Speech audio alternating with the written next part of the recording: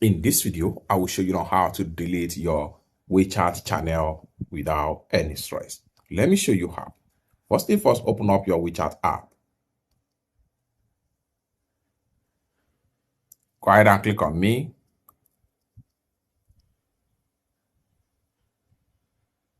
Click on channels.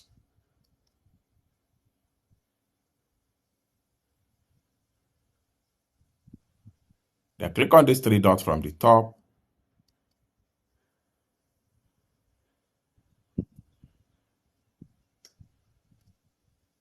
Click on account security and link.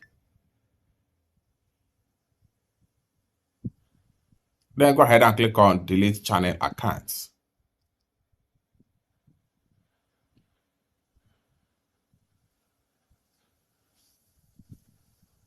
Then go ahead and click on here. Lastly, go ahead and click on here to delete your WeChat channel. It's that simple. For more useful tutorial, tips and tricks on how best to use your WeChat app, consider to subscribe. Thank you so much for watching, and I hope to see you in my next video. Bye for now.